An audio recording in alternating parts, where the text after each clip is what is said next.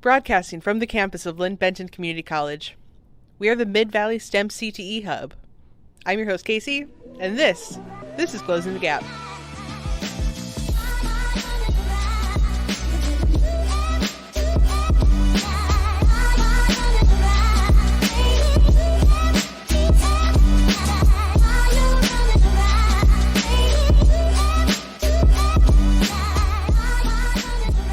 Welcome back, and thanks for joining me, women in STEAM enthusiasts, to another episode of Closing the Gap.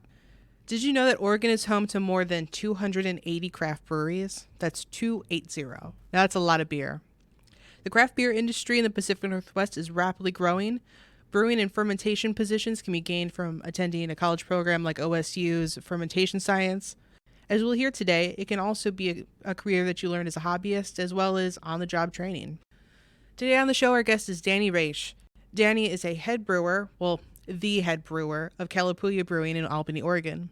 Dani got her start as a home brewer before breaking into the professional craft beer industry. Join us as we dive deeper into Dani's professional journey into the world of beer. So how's it going? How are you, Dani? I'm good. Not much going on. How are you? I'm doing great. Thanks for joining me in studio today. Yeah. You brew craft beer over at Calapooia Brewing in Albany. Yeah. How did you get into that? Beer. Found out I liked beer when I first visited Oregon. All I had tried before was, my dad's Corona or Pacifico or whatever he had in the fridge. And when I first visited Oregon, probably 10, 11 years ago, I tried the craft beer and realized that I liked beer and just right away knew I wanted to start home brewing. So I started home brewing and kind of knew right away after home brewing that I wanted to make beer for a living and just kind of spiraled into it. What kind of beer was that first one? Definitely an IPA. I don't remember exactly what it was, but it was definitely an IPA. Right on. The first beer I tried was an IPA and definitely fell in love with hops and brewed a few different styles at home, but mostly IPAs. For sure. That's cool. I like an IPA too, especially when they were big and it was like every week there's like a new hazy out. I was like, oh yeah, this is my stuff. Yeah. So you grew up in a place where there wasn't a lot of beer. So it was like this, it sounded like it was a big creative kind of discovery that you had. Yeah. Yeah. I mean, I don't know what drew me to it besides the flavor. I mean, I remember going to breweries for the first time and kind of liking the kind of culture I saw, I guess. Just seemed very friendly. Everybody seemed really nice and everybody was happy. And I think something about that too drew me into it. For sure. Is there like a type of person that really does well in a brewery kind of hospitality setting?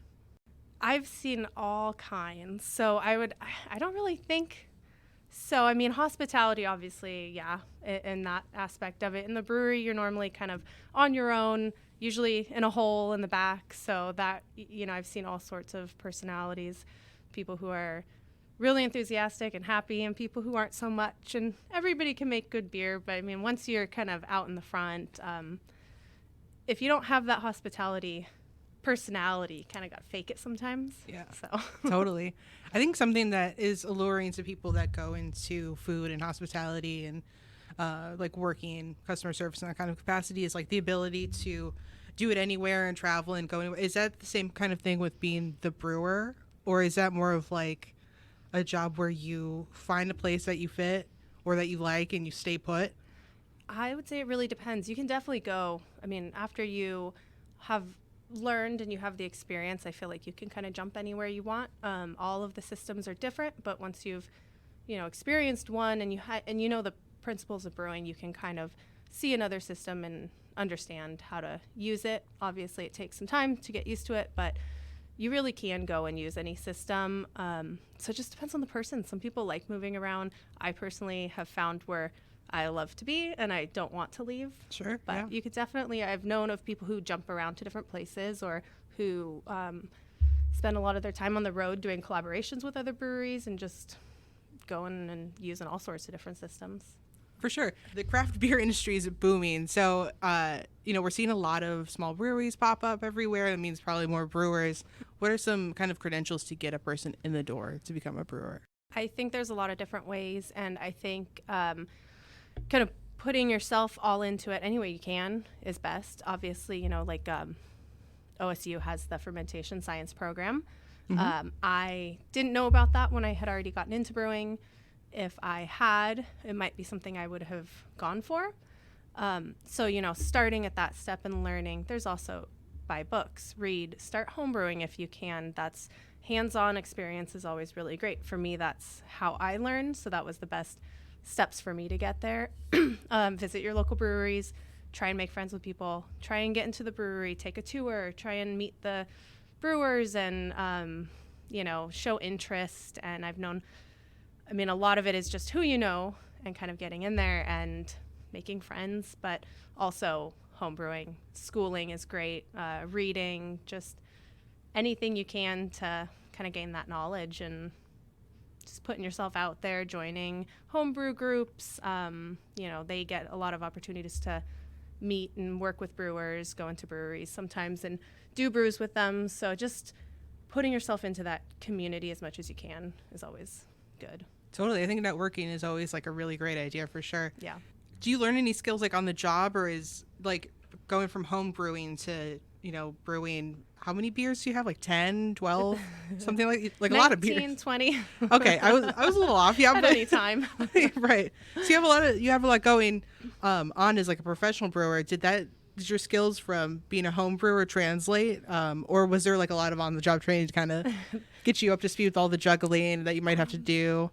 The little bit of skills I had from homebrewing definitely translated, but 98% was learning on the job. I mean, the basic knowledge of what you're doing is obviously important to have.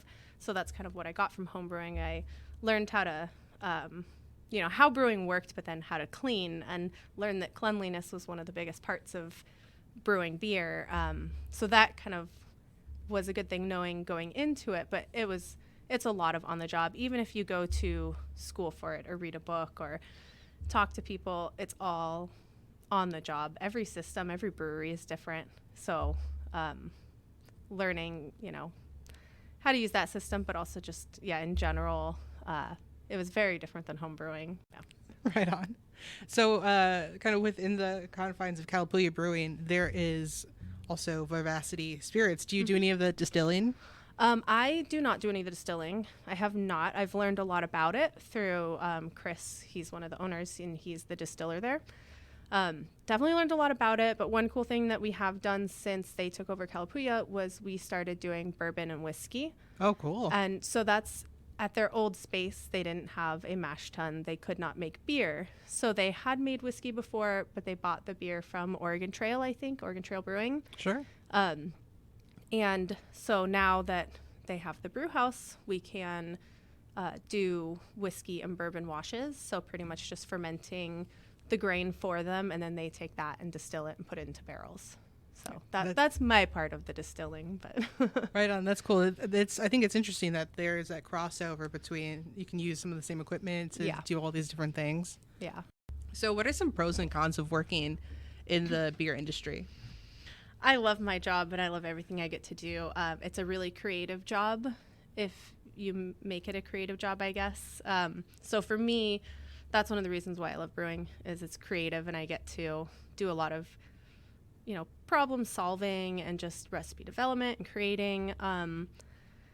It keeps you on your toes. There's always something new. I think that's a pro for me, you know, not doing the same thing every single day.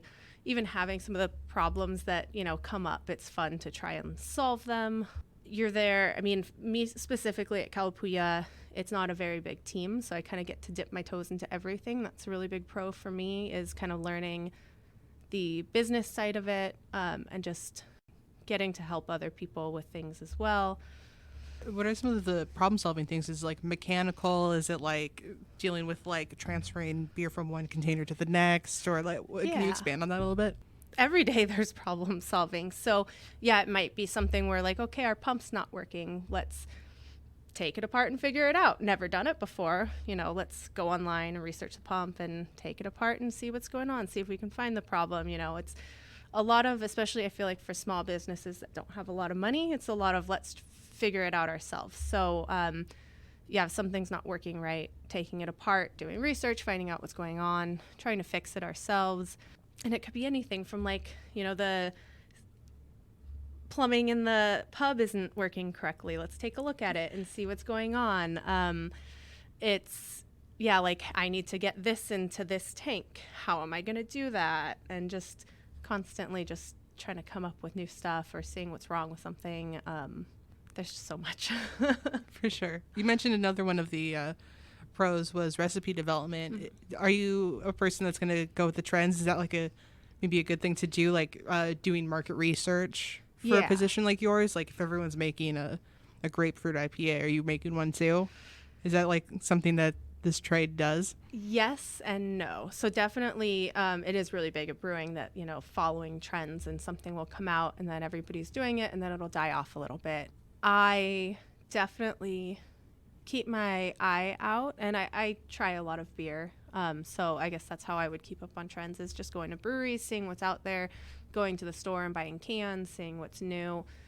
Some of the trends, yes, I'm like, okay, I want to try that. Some of them, no, I'm like, you know what, it might be selling, but I don't really want to make I'm not even going to say anything, but that type of beer. So, but definitely market research is a really big one for us. And I also have, my sales guys will come to me and be like, hey, I saw this. This sounds really good. Like, why don't you do this? And sometimes they'll be, yeah, okay. And sometimes I'll,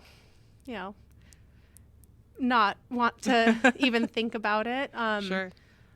A lot of it is just, for me personally, I like to try and go off of what sounds good to me. And that sounds, it's more than that. So it's not like I'm just making beer for myself, but I try and make everything something I would drink. And there's not a lot that I wouldn't try or drink. So, it works. It has worked. I've made a lot of stuff that I don't particularly like, but I think it's a good beer. So, how's mentorship in the brewing community? From what I've found, it's been amazing. My first job, I was an assistant brewer, and the head brewer there taught me everything I know, and he's no longer in the brewing industry. He moved to spirit industry, actually, but he still comes into my place of work all the time, calls me, and we still have a really good relationship, and he's always coming in trying, giving me suggestions or messing with stuff. And since I started at Calapooia too, having Dave Marlioff, the former brewer of Flattail there, that's been really great to have him giving me feedback and, positive criticism. And so for me personally, it's been amazing. I've had a lot of support and a lot of people who have wanted to help me and who have helped me. And I know there's a lot of other, resources and community out there. I have not been too big of a part of it, but I am part of something called Pink Boot Society. Oh, yeah, I've heard of them. So yeah, it's a women's brewing organization, and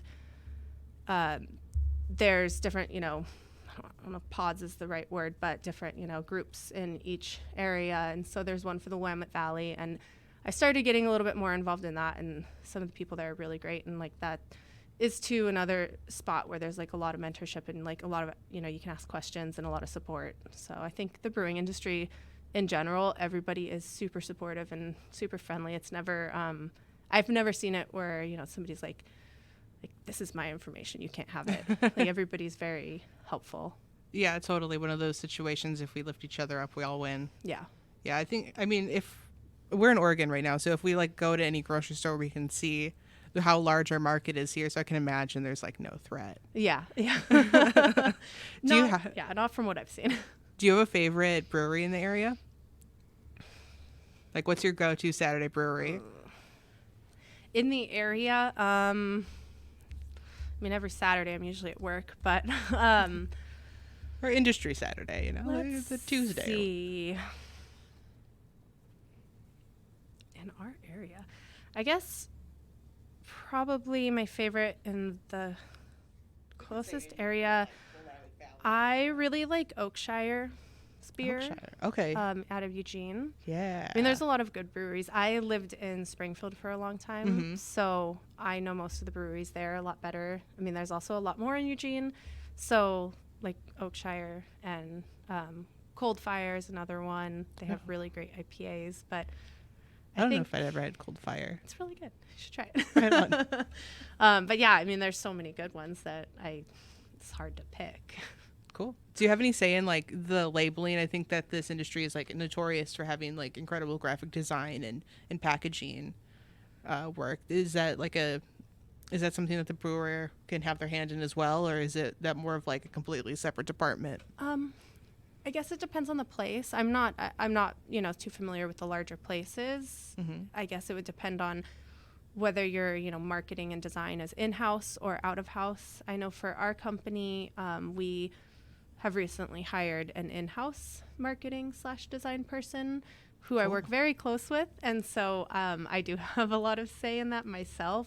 But I don't think that that's completely common for brewers. I'm not sure, but I have a lot of say. Awesome. Get to give a lot of feedback. So cool.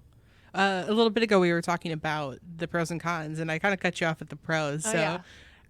Is there anything that people should be wary of if they were interested in getting into this profession? I mean, of course, but I can't think of anything. Cons, let's see. The pros definitely outweigh the cons, it sounds like.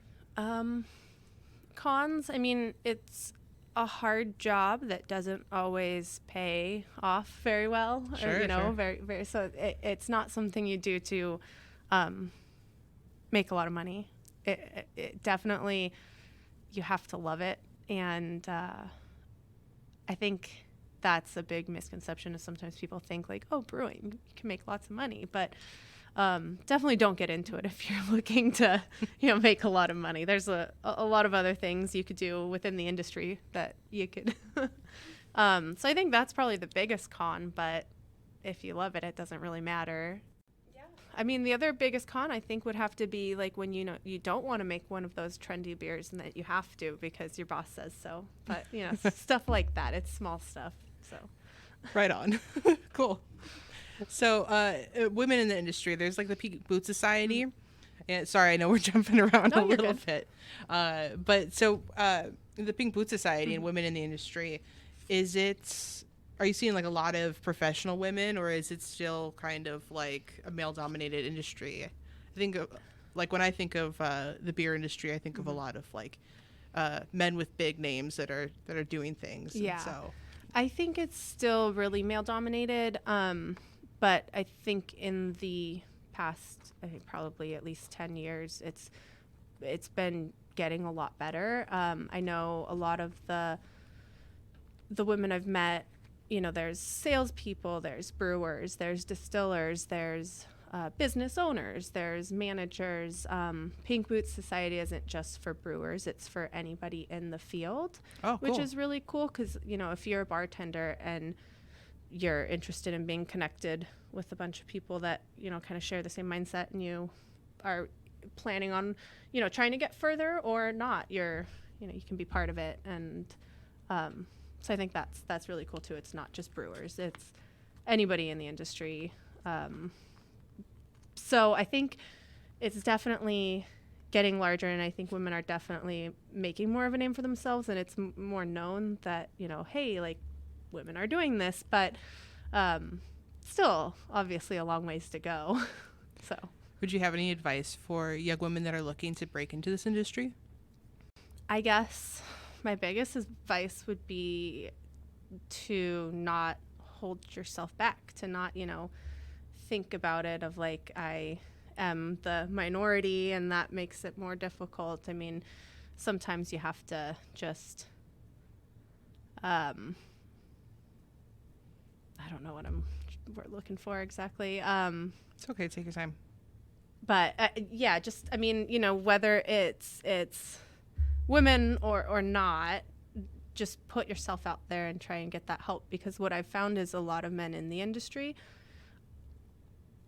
me personally, haven't treated me any differently, and I've gotten a lot of help from them. And if I had held myself back from asking them for that help, thinking, that I maybe needed a woman mentor, or then I might not have ever been able to get that. So I think just always putting yourself out there no matter what, and But then, there are also Pink Boots Society is a great one. Like if you're wanting to get into the industry, you can also join if you are a home brewer. You can join if you are wanting to get into the industry. I do believe they have you can register as a home brewer for it.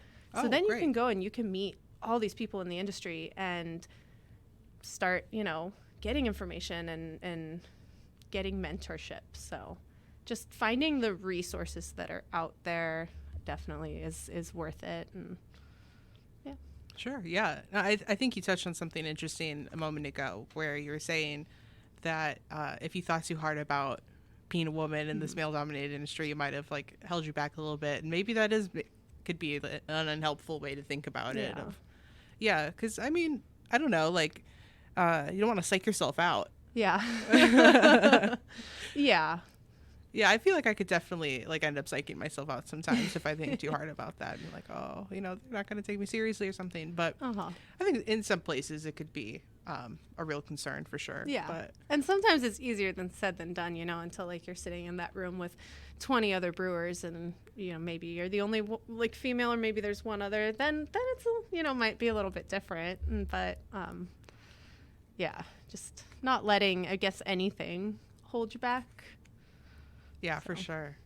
I think I wanted to go back a little bit and touch on the schooling and apprenticeship kind of stuff, because I know that you are self-taught for the most part.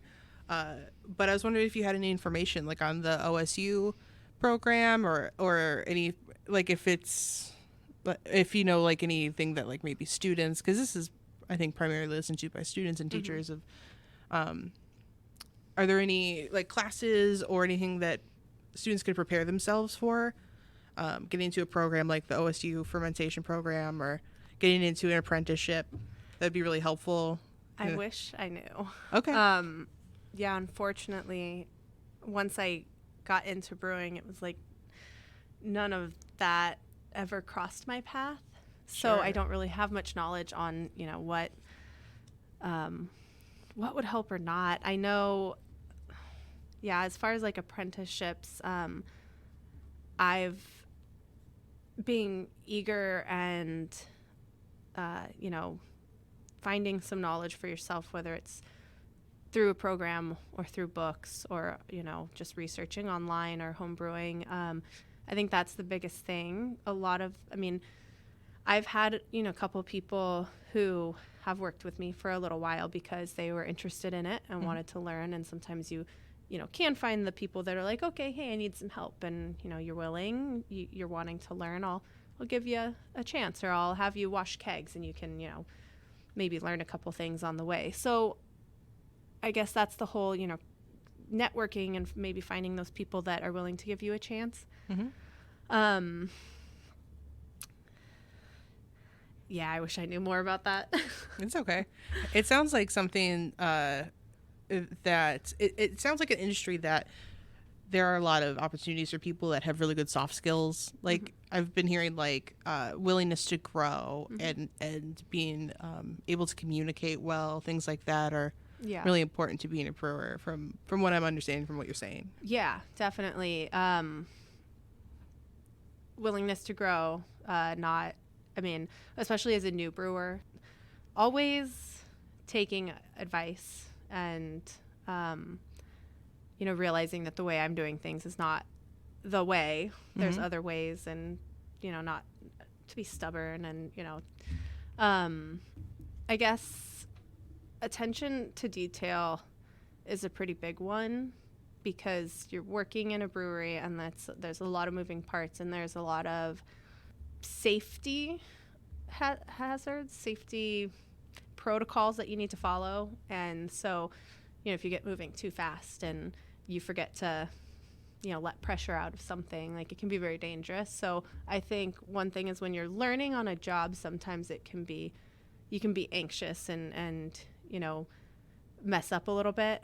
And it's kind of scary in a brewery when you're at that point, because you really have to stop and look at everything and make sure everything is as it should be before you move on to the next step. And I think that sometimes just slowing down is a really big part of learning brewing, and just taking the time to understand what's going on, because, you know, there's a lot of pipes, there's a lot of hoses, there's a lot of stuff happening, and it's easy to miss the small details if you're not kind of taking everything in. So I think just observation and Yeah. Be able to like zen out and like recenter yourself when you're feeling stressed out. Yeah, definitely. Yeah. It sounds like you could maybe like also like just ruin whatever project you're doing if you don't slow down and pay attention to what you're doing. You know, forget to let pressure out or something. Mm-hmm. It's like, oh, we just lost all that work that we just did. Yeah. Luckily, that's never happened, but I know it can happen very easily, and you know, it's a blink of an eye. So if you take the precautionary steps to kind of just go slow and check everything first, attention to detail is really, really big. For sure. I always hear about people talking about like yeast and like the chemistry of like kind of brewing, and like I can taste like bubble gum or something, so like they got the yeast too warm, or are those all kind of nuances of learning, or is there like something that it would like taking chemistry classes be helpful in this kind of instance? Definitely, yeah. I think chemistry classes would definitely be useful. There's so much science in brewing that I don't know, that I've kind of been learning as I go, but I don't really know the science behind it. I just know what I'm looking for. I know like what I'm tasting. I know I'm tasting this, and I know why it happened, but I don't know that chemistry behind it. So, I mean, definitely once you get more like into the like chemistry and science of like why things are happening, that's really helpful. And I think that's like that fermentation science stuff is where, like, you know, program you learn kind of a lot more of that. Definitely. Sure. I think that's a really interesting like bit of applied science right there. Mm-hmm. You know, because I feel like there's a lot of skilled trades that people can go into, or like, you know, higher education programs where it's not like I'm just taking algebra 2. It's like I'm just taking chemistry. It's like we're taking chemistry with a specific purpose that we're going to just learn this one thing that actually applies to what you're doing. Yeah. And I think it's also interesting that I think for me, as someone who gets a little freaked out by numbers, that you can understand it without like knowing the exact like, oh, this happened because of this formula. Yeah. You know, there's like nuances of like physical observation. Yeah. I mean, it's something you learn pretty quick, you know, of like why things are happening, or like why you might have an off flavor in beer. And, you know, of course a lot of research goes into finding out those things, or finding out how to make your yeast happy and how to get the flavors you're looking for. Interesting. That there's so much science behind it that I don't know. I just know that if I put, you know, the tank at this temperature, the yeast are happy and they're going to produce this flavor. But yeah, there's definitely so much more to it than that, you know, sure, quite a few brewers know. And I'm sure as the years go by, you know, you kind of learn more and more about it.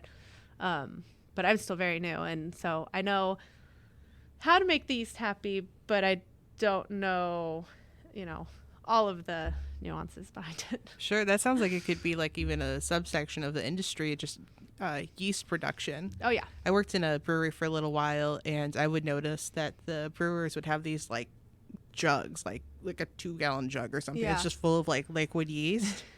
Are there people that just like, I don't know, what is it, like breed yeast? I don't know if like breed is the right word, but breed.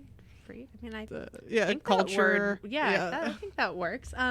Yeah, definitely. I mean, there's lots of yeast labs out there. I know specifically, I want to say Imperial Yeast is out of Portland. I hope I'm not getting that wrong. But so Imperial Yeast, like from my understanding, I haven't been to a yeast lab facility yet. Hopefully someday I'll get to go tour one. That'd be pretty cool. But from my understanding, it's essentially kind of a brewery, because you get the yeast to multiply, and you need to feed them sugar. And so from my understanding, they have fermenters that, you know, they are building the yeast in. That's not the right term, but growing the yeast in. Cool. So just, you know, very very clean, lots of microscopes. I'm not sure exactly what I'm trying to say here, but in a lab setting, they're monitoring every step of the way, and growing the yeast to sell commercial pitches or homebrew pitches. So yeah, definitely lots of yeast labs out there. Cool. And one in Portland that hopefully I'll get to go check out at some point. Yeah, that'd be cool. So they're growing like these cultures with just like in these very sterile environments and with sugar. Then you're bringing it somewhere that's also, it has to be super sterile, and you continue to feed it sugar and grains and stuff. Yeah. Could you maybe like talk us through a little bit of the process of like, maybe not like give us one of your recipes, but like a general kind of process of like, all of your raw ingredients to a finished product? Yeah. So beer is essentially water, grain, yeast, and hops. So starting out, you take malted grain. So they have heated it to germination and then stopped the germination. So you're mixing crushed grain, malted grain with water, hot water, warm water, and you are converting the starches to sugars. So then you're taking that the sugar water, essentially sugar water, and you're boiling it to sterilize it and to concentrate it, and then you're cooling it down rapidly. So that's wort. Putting it into a sterile vessel. So the wort is like the beginning of everything. Yes. Yeah. Okay. So that's just the grain, water, and hops. So you're adding the hops into it while it's boiling. The bitterness that you get out of hops is from boiling it for certain amounts of time. So like something that's super hoppy, you'd boil for a long time? So typically, my boils are 90 minutes. A lot of people do 90 minutes, but it's, you can do it from like 45 minutes to 2 hours. And the longer the hops are boiling, the more bitterness you're pulling out of them. So if I put hops in at the beginning of my 90-minute boil, that's where all that bitterness comes from. If you're putting them in, right when boil's done at 0 minutes, you're getting more of like flavor and aroma out of it than the bitterness. So cool. Definitely the amount of hops and then also what time you put them in is going to kind of determine the bitterness of the beer. Interesting. Okay. So then you take your sugary hop water and you cool it down and pitch the yeast into it. Cool. So at that point, it should be in a closed, sterile vessel, and you keep it at a certain temperature where the yeast are going to be happy and thrive, and the yeast eats up all the sugar. It produces the alcohol and CO2, and you're left with beer. Totally. I feel like there's like a pretty cool like byproduct of that. You get all that foamy, gunky stuff that's kind of fun. It reminds me of like elephant toothpaste or something, but like not pretty colors. Yeah. What is that? So that's going to be, a lot of it is like yeast, I guess. Yeast and a little bit of the wort. So typically if that happens, a lot of the time that happens in the tank, so you don't really see it. But sometimes if you have it full enough, or if your yeast are active enough during fermentation, then you'll kind of get that stuff coming out of the tank, that like foamy, yeasty stuff. So essentially, that's just the yeast and the wort from a very active, like volatile fermentation. Cool. Kind of bubbling up and coming out of the tank. Interesting. That sounds fun. Like the word, describing it as volatile. Yeah. Just imagine it just like undulating in the tank. Yeah. Yeah, it would be fun to see in there and actually see what's going on. For sure. What's the favorite beer that you've brewed so far, if you have one? I think my favorite beer that I've brewed has probably been our Turkish coffee stout. Ooh. And mainly, so Vivacity Spirits has a Turkish coffee liqueur, and was trying to kind of make a beer that played off of that. Mm-hmm. And so the reason it's my favorite beer is because I love coffee. I love coffee beers. And I spent probably 2 weeks formulating the recipe. I got to go to Oregon Coffee and Tea and pick up a bunch of different coffees to try took them home, made cold brew with them, mixed different, cinnamon and cardamom and vanilla in different like ratios in them, and then brought that stuff to work and mixed it into a stout to see it. It was like 2 weeks of playing and having fun and drinking coffee. And so that was probably my favorite. I think that kind of recipe development, when you get to really play around with things, is one of my favorite things about the job. So I think Turkish coffee stout, definitely. That's awesome. I mean, for anyone listening that's looking for a creative job that you can have a lot of fun with, like, it sounds like this is a good option because you get to just like free form play, it sounds like. Yeah.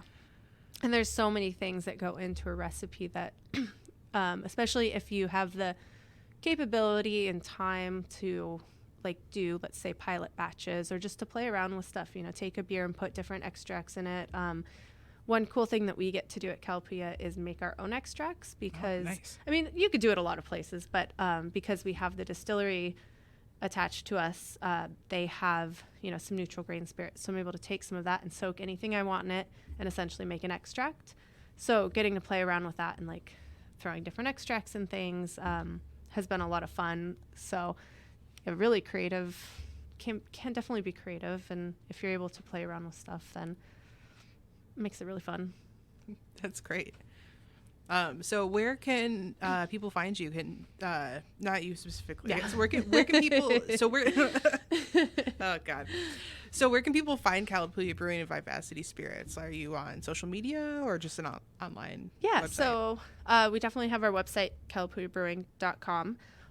We are on Facebook and Instagram, and possibly more to come. We were talking about TikTok today. I'm not sure if that'll happen, but we just recently hired a new marketing and social media person. So hopefully coming up in the future, we'll kind of have more of a presence and start getting more stuff out there because we've been a little slacking on our social media, but we'll get there. So Sure. Yeah. So in the meantime, while the social media is getting all revamped, why don't you go down to Calapooia Brewing in Albany, Oregon, and check out some of Dani's beers. Thanks for joining me today. Yeah, thank you. Thank you for joining us for this episode of Closing the Gap. If you like this show, subscribe on Spotify. You can also find us on Instagram at MV-STEM-CTE, on Twitter at Mid-Valley STEM, and online at midvalleystem.org. Until next time, keep progressing.